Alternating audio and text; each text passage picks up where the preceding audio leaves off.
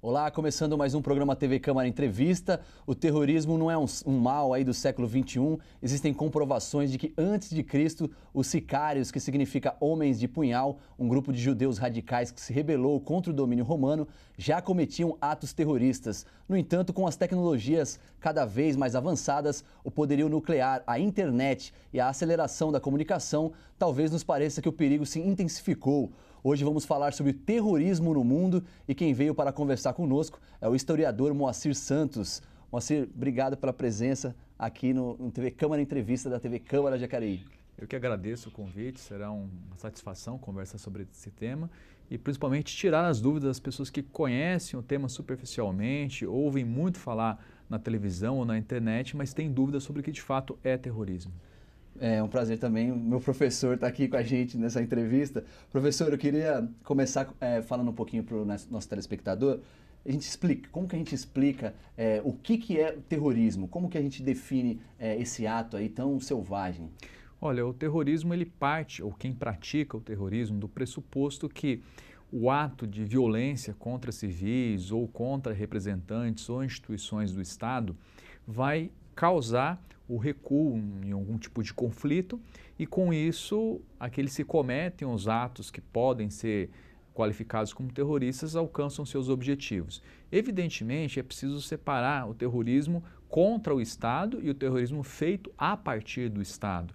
É uma simplificação acreditar que o terrorismo só é contra o Estado.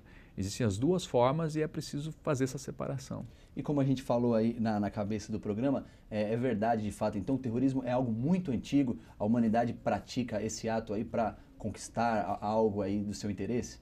Olha, vamos pensar que desde que há relações de poder e há disputa pelo monopólio da violência, o terrorismo ele surge como uma possibilidade de contestação ao poder estabelecido. Do mesmo modo, o terror ele é utilizado para evitar a contestação ao Estado. Nós podemos pensar no campo da filosofia em Hobbes. Hobbes escreveu um livro com o nome de Leviatã, em que ele justifica o terror como uma política de Estado. O Estado usa o terror para garantir a efetividade da lei. Então é sempre importante observar que o terrorismo, na verdade, é o nome que se dá à violência com sentido político, seja estatal, seja contra o Estado. Legal. E quais as características que a gente pode descrever desses atos terroristas e também, na maioria das vezes, a consequência deles? Olha, os atos terroristas, eles têm que ser pensados em relação ao seu contexto. Então vamos falar do terrorismo no século XXI ou até mesmo no século XX. No século XX, nós temos o terrorismo como uma política de grupos que se organizam para contestar o poder do Estado em determinada circunstância. Nós podemos pensar, por exemplo, o ETA, na Espanha, o separatismo basco, que reivindica a independência dessa região da Espanha, ou então o terrorismo na Irlanda, né, a separação também do Reino Unido. Podemos pensar também o terrorismo no Oriente Médio, como uma resistência em relação ao poder ou dos Estados Unidos naquela região, ou dos ditadores regionais, ou mesmo em relação a Israel. Mas o que é interessante é observar que muitas vezes há uma inversão. Aqueles que praticam ou praticaram o terrorismo no passado se tornam alvo do terrorismo. Por exemplo, o Estado de Israel. Há uma longa trajetória até a Constituição do Estado de Israel. Mas um dos fatos que as pessoas pouco conhecem é que os colonos judeus, naquele território que um dia originou o Estado de Israel, não tendo suas reivindicações atendidas no período pré-Segunda Guerra Mundial, usavam da violência contra os então controladores da região, no caso o Império Britânico, para forçar a cessão para os seus objetivos, a criação do Estado de Israel. E hoje o Estado de Israel, que também sofre ações de terrorismo, pratica o terrorismo de Estado contra os palestinos ou contra aqueles que se rebelam contra o Estado de Israel. O que nós percebemos é que não é possível simplificar o terrorismo, pensando no terrorismo sempre como a violência contra o ente estatal. O que assusta no terrorismo do século XXI é que ele se tornou indistinto. Por quê? Todos esses movimentos que eu acabei de citar sempre tiveram como preferência alvos públicos, de preferência militares ou então instituições estatais. Hoje, o terrorismo ele está mais disseminado, ele atinge populações civis e também por parte do Estado. Nós não podemos esquecer, por exemplo, as ações dos Estados Unidos no Afeganistão ou no Oriente Médio, que atingem significativamente pessoas civis que não estão envolvidas com a violência. E é legal, levando, seguindo nesse tom aí, e eu queria que o senhor explicasse para a gente, então, o senhor já falou um pouquinho, mas a diferença, então, desse terrorismo do Estado, terrorismo econômico, né, um terrorismo religioso, como que a gente pode caracterizar essas diversas formas de terrorismo? Olha, é preciso pensar que o terrorismo ele é utilizado em duas circunstâncias. Pensando no terrorismo contra o Estado, não é? Ou contra as instituições estatais, ou contra a população de determinado Estado. Ele se dá quando aquele que contesta o Estado se percebe numa relação assimétrica. Ele não tem como enfrentar esse Estado de maneira igual. Então, o terrorismo que é praticado contra o Estado de Israel, por exemplo, visa causar danos e causar desconforto para que a população pressione esse Estado no sentido de tomar medidas mesmo que sejam concessões ao inimigo para abrandar o terrorismo. Agora, quando a gente pensa, por exemplo, em terrorismo religioso, não é? Eu acho que esse tema é bastante interessante porque ele esconde que o terrorismo religioso, na verdade, ele tem um fundo econômico e político. Ou seja, nós percebemos em circunstâncias em que não há essa desigualdade no acesso aos bens econômicos ou aos direitos, as diferentes religiões elas convivem pacificamente, não é? Mesmo quando a gente observa o terrorismo aplicado na Europa, a gente viu recentemente que a França foi alvo de vários atentados no ano passado.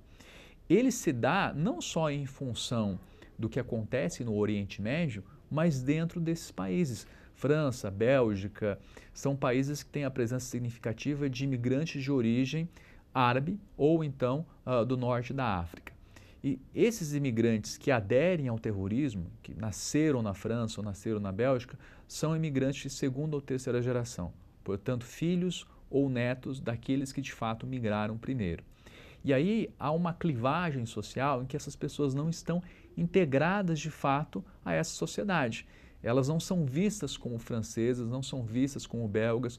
Quando nós observamos estatísticas sociais desses países, ou seja, da França e da Bélgica, o que nós vamos notar?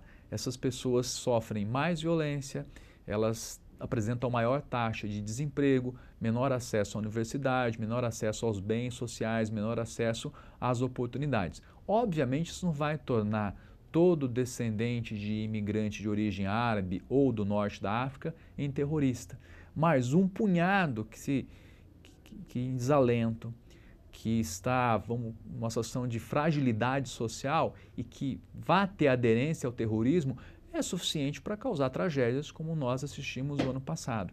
Então, todo o terrorismo, na verdade, ele tem uma clivagem de classe, uma clivagem econômica, uma clivagem política, mesmo o terrorismo que possa ser atribuído a questões religiosas. As questões políticas, as questões econômicas e as questões de classe fundamentam o terrorismo. Diferente do que é o terrorismo de Estado, que é o terrorismo feito para evitar a rebelião, é feito para evitar a contestação.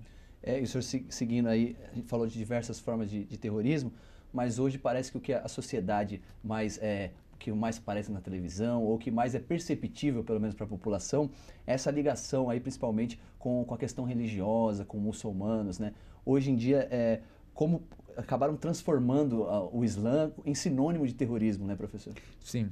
Aí tem uma questão importante, nós acadêmicos, pesquisadores, temos que estar atentos à questão do senso comum. O que é o senso comum? São aquelas ideias que circulam entre as pessoas e que parecem sugerir explicações fáceis e objetivas para os problemas que nós experimentamos em sociedade, como, por exemplo, a questão do terrorismo.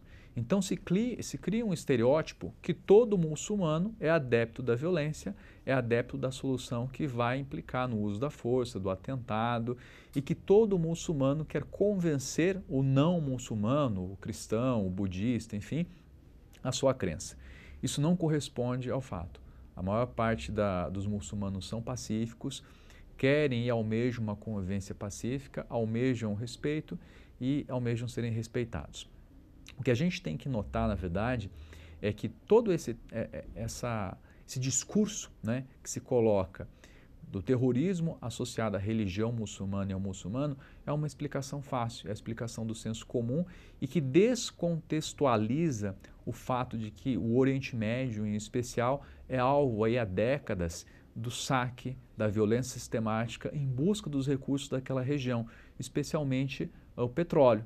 Então, as intervenções do Ocidente, somadas aos conflitos internos são típicos daqueles países, fomentam o terrorismo.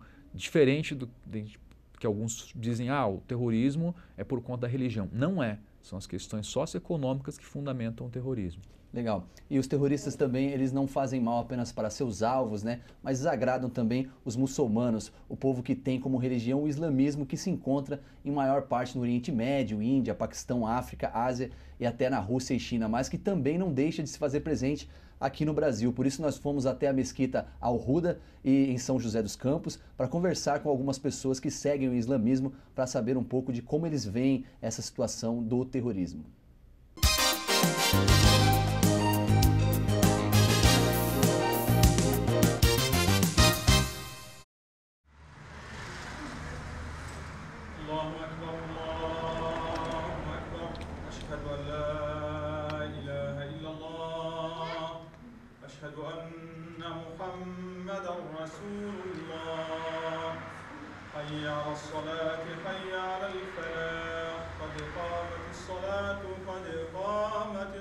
Citando uma passagem do Alcorão, o muçulmano Sheikh Ashraf Abdelazim, da mesquita Al-Huda de São José dos Campos, nos disse: você tem vossa religião, vosso costume, vossa crença, e nós temos nossa religião, nossos costumes e nossas crenças, e o princípio básico de qualquer relacionamento é respeitar aquele que é diferente. Isso, eu sou convertida faz 3 anos e eu conheci o Islã através do meu noivo hoje, né, que é meu noivo hoje. E daí eu viajei para Nova Zelândia e lá tem bastante muçulmanos, principalmente sauditas que vão estudam lá e tudo mais. E estava em tempo de Ramadã, né, que é o nosso mês sagrado, e onde eles jejuavam e rezavam 5 vezes ao dia. Eu venho de uma família católica, cristã católica, e eu não sabia nada da religião, sabia mais alguma coisa, não sabia muito bem, e eu me achava religiosa até eu ver os muçulmanos rezando 5 vezes ao dia e jejuando o mês todo, que é o nosso mês sagrado, e daí eu achei que era legal conhecer, e daí eu fui perguntando. E tem 8 meses que eu fui chamada para o Islã. Eu creio que Allah já tinha um propósito, porque eu já venho de descendentes, porque os meus tataravós eram judeus, entendeu? Então já puxa, já vem. Então assim, Deus tem tudo um propósito. Eu posso dizer para você que o Islã é paz. Entendeu? Hoje eu sinto paz, uma coisa que eu não tinha. Os meus familiares são católicos. Eu era cristã, entendeu? Eu me sinto muito bem. Hoje eu posso dizer para você que eu tenho paz na minha vida, coisa que eu não tinha, tá? O Islã prega a paz. O Islã não é terrorismo, o Islã prega a paz. O Islã valoriza muito a mulher. Hoje eu sou muito valorizada. E conversando sobre a questão do terrorismo islâmico, o Sheikh Ashraf Abdelazim nos contou: imagine uma família composta de marido e mulher, diversos filhos, pais, sogros, cunhados, primos, vizinhos, etc. O importante é imaginar que esta família tem um laço entre si muito forte e um de seus filhos comete um crime ou pratica algo que desagrada a natureza do ser humano. Seria justo que você culpasse toda a família pelo ato de uma única pessoa ou de 2 pessoas? Essa parábola ou esse exemplo é o que acontece hoje. Nós, como liderança dos muçulmanos, como sheik, como representante da sociedade muçulmana de São José dos Campos, como enviado de um país muçulmano, condena os atos violentos que são feitos em nome de nossa religião. Essa não é uma opinião de um leigo, é a opinião de uma autoridade. Nós condenamos os atos violentos que agridem pessoas inocentes, que não estão envolvidas em guerras, que vivem em sua sociedade. Nós condenamos veementemente os atos terroristas que são feitos em nome de nossa religião. Eles não nos representam. Sim, na verdade, nós muçulmanos repudiamos todo ato terrorista. Isso não faz parte da religião. Islã significa paz, e todo muçulmano que tenha a religião, né, que realmente seja um muçulmano verdadeiro, ele sabe que isso realmente todos nós repudiamos, e isso não tem nada a ver com o Islã, né? as notícias do Estado Islâmico, não é nem Estado e nem islâmico, porque nós mesmos não pregamos nada do que eles realmente estão fazendo, esses atos todos horrorosos, assim, em sentido de derramar sangue, matar todas as pessoas. E assim, eles não são muçulmanos mesmo, todos nós garantimos isso pelo fato deles fazer esses atentados não só com pessoas de outra religião, e sim como muçulmanos mesmo, né? Porque o que realmente o muçulmano não deve fazer é matar um outro muçulmano ou matar uma outra pessoa.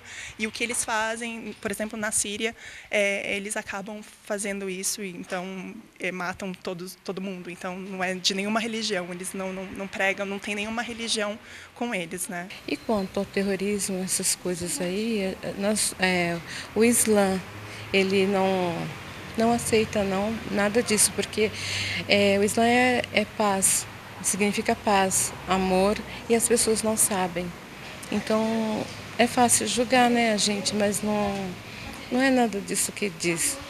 Só quem está dentro que sabe a paz que você encontra.